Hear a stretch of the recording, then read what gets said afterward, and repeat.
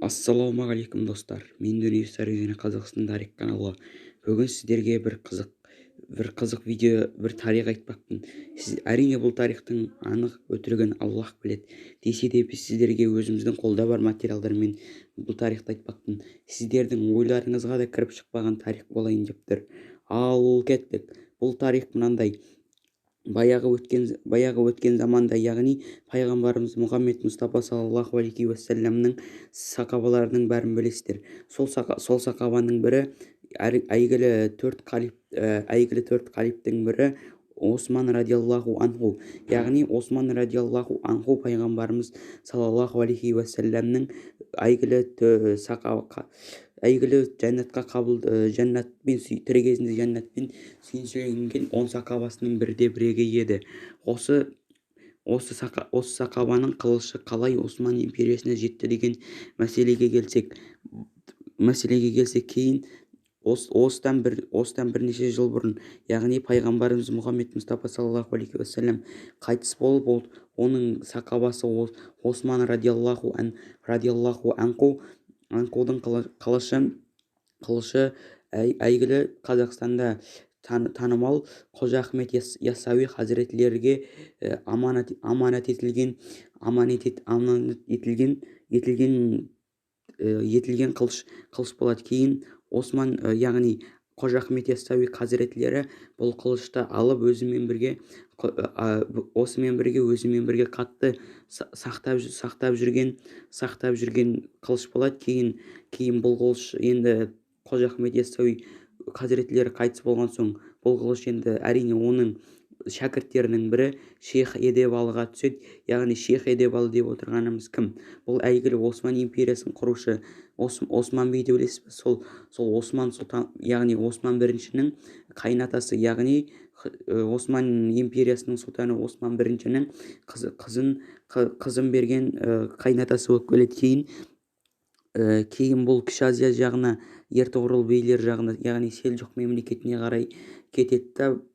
Содан соң Осман империясының құрушысы Осман болады. Сол Османға бұл қылышты береді.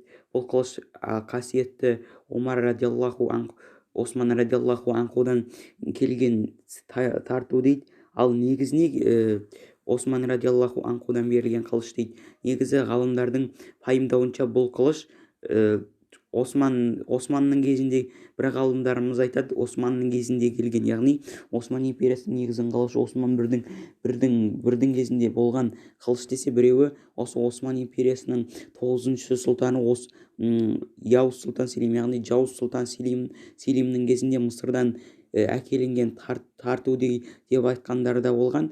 Бірақ енді анығын әрине Алла біледі. Ал біздің деректерге сүйенетін болсақ, бұл Осман біріншіге келген қылыш болады. Кейін бұл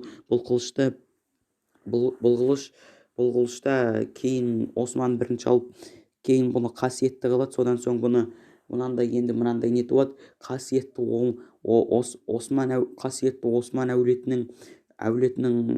әулетінің мемлекеті деп жариялағанда, мемлекеті деп жариялағанның тағы бір себебі осында екен. Яғни пайғамбарымыз саллаллаху алейхи уассаламның сахабаларының бірі Османның қылышын алғандықтан да тартып өткен дегенде деректер бар.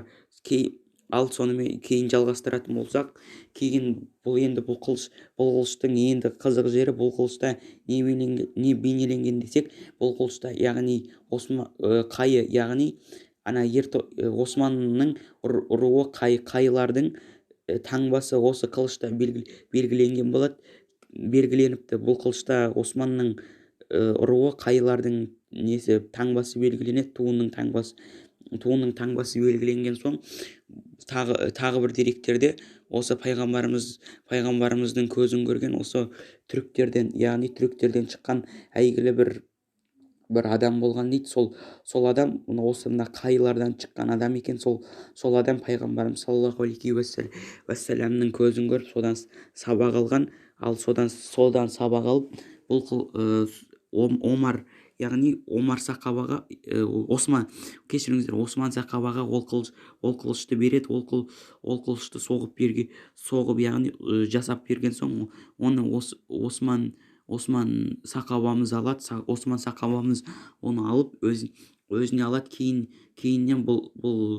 Кейіннен Османымыз, яғни Осман Сақаба дүниеден озған соң бұл қылыш кейін Қожа Ахмет Яссауиге тапсырылып, содан Қожа Ахмет Яссауиден оның ең үлгілі шәкірттерінің бірі Шейхке келіп, Шейхтен Осман империясының құрушысы Османның қолына түсті дегенде деректер кездеседі. Әрине анығын бір алла біледі. Содан бұл қылышты кейіннен Османдар алады да, яғни Осман алады да, осы қылышпен әйгілі Осман империясын құрған.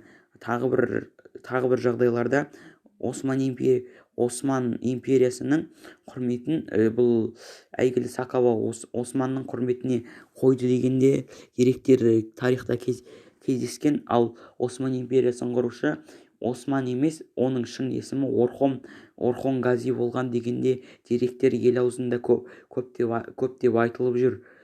Ел аузында көптеп айтылады. Кейіннен Осман империясының сұлтаны Осман осы қылышпен құрған екен. Кейін бұл қылыш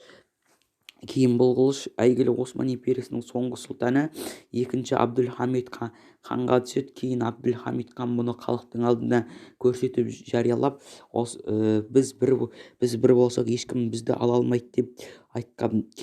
Қазір бұл қылыштар негізі бір ғалымдарымыз бұл қылыштар Осман біріншінің кезінде осылай түсті десе, ал кейбіреулері Осман империясының 9-ші сұлтаны Жауыз сұлтан Селим біріншінің кезінде Мысырдан келген тартулардың ішінде болған деп есептейді.